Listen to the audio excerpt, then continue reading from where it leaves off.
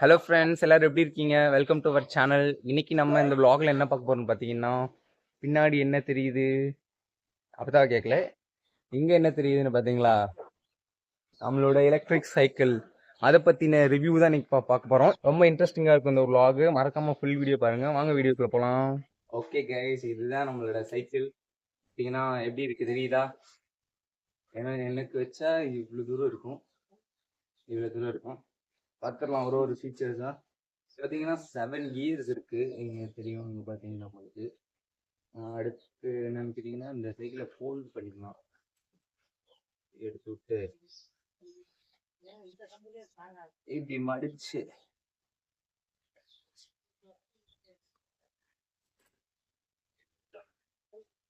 வச்சுக்கலாம்.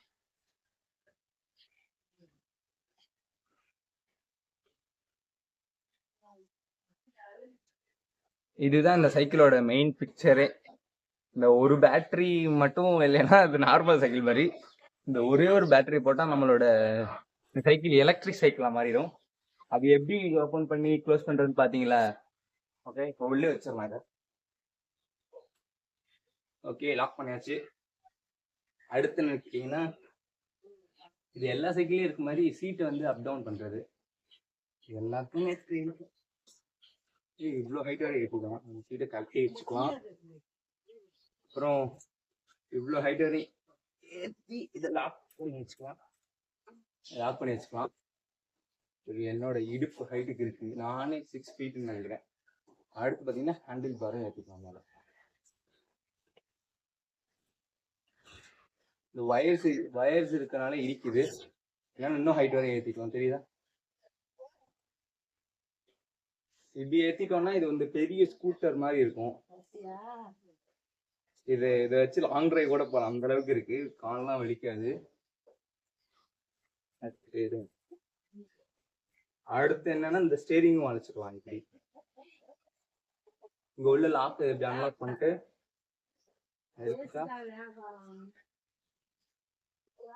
எப்படி லாக் பண்ணிக்கலாம். கொண்டு வரும்போது இந்த மாதிரி தான் ஃபோல்ட் பண்ணி தான் கொண்டு வந்திருந்தாங்க. இந்த அளவுக்கு ஃபோல்டு பண்ணி நீங்க சைக்கிளை இதை லாக் பண்ணிட்டு இதை வச்சு பிளாக் பண்ணிடலாம். தெரியாது, இங்க வந்து ஃப்ரண்ட் அண்ட் பேக் வந்து டுவெல் டிஸ்க், 7 கியர்ஸ். உங்களுக்கே தெரியும் இப்போ நம்ம சைக்கிளோட வியூ எப்படி இருக்குன்ட்டு. தெரியுதா?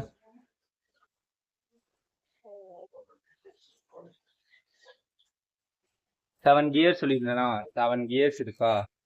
7 கியர்ஸ். ஃப்ரண்ட்ல வந்து ஒன்லி 1 கியரு, பிக் கியர் மாதிரி. இந்த இடத்துல வந்து சைக்கிள் ஷீட்லாம் இருக்கு. அதுக்கு வந்து நம்ம எவ்வளோ ஹைட் வேணால் மெஷர் பண்ணி வச்சுக்கலாம். 1 to 10 வரை கொடுத்துருக்காங்க. அப்புறம் பார்த்தீங்கன்னா இந்த ஸ்டேரிங் ஹைட் வந்து நமக்கு தேவையான அளவுக்கு ஏற்றி வச்சுக்கலாம்.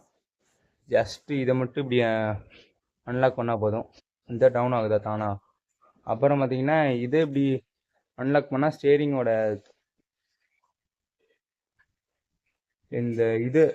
ஸ்டேரிங்கோட தெரியுதா? இந்த மேலே கீழே ஏற்றி இறங்குறத இது பண்ணிக்கலாம். எல்லாமே கிளிப் டைப்பில் கொடுத்துருக்காங்க. இது கியர்ஸு.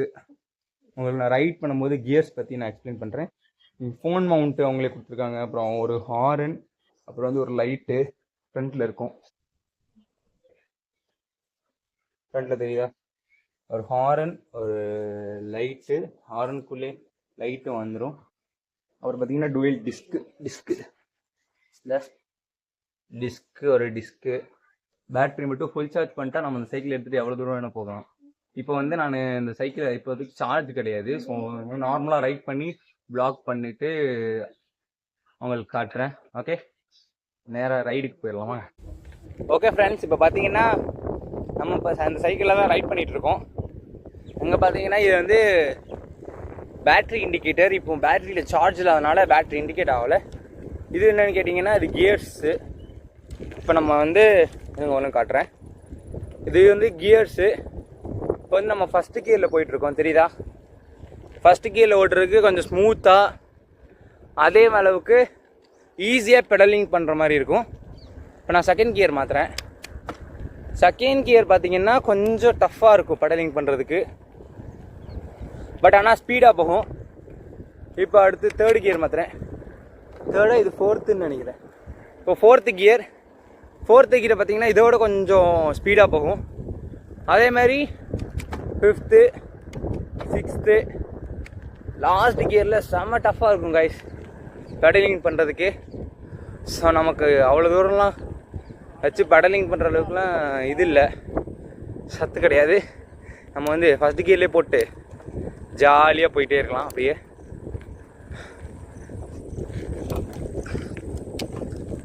இந்த சைக்கிளை எடுத்துகிட்டு நம்ம கோயம்புத்தூருக்கு வந்துடலான்னு ஒரு ஐடியா இருக்குது. என்ன சொல்கிறீங்க? சைக்கிளை எடுத்துகிட்டு நம்ம கோயம்புத்தூர் வந்துட்டோம்னா வ்ளாக் பண்ணுறதுக்கு ஈஸியாக இருக்கும்.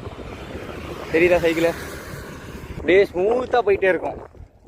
சீட்லாம் பார்த்தீங்கன்னா செம்ம வைடாக இருக்கனால நமக்கு வந்து எந்த ஒரு அன்கம்ஃபர்டபுளே இருக்காது, பர்ஃபெக்டாக இருக்கும். இப்படி பார்க்கும்போது மோட்டோ வ்ளாகிங் பண்ணுற மாதிரி இருக்கா? ஓகே, இப்போ நான் என்ன பண்ணுறேன்னா சைக்கிளில் உட்காந்துட்டே வ்ளாக் பண்ணிகிட்ருக்கேன். இருங்க, கேமரா கொஞ்சம் நல்லா இல்லை, அது மட்டும் பார்த்து.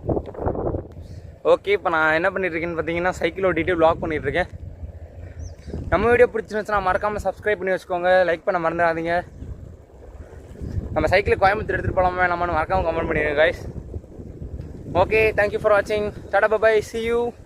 இன்னொரு வீடியோவில் பார்க்கலாம். பாய்.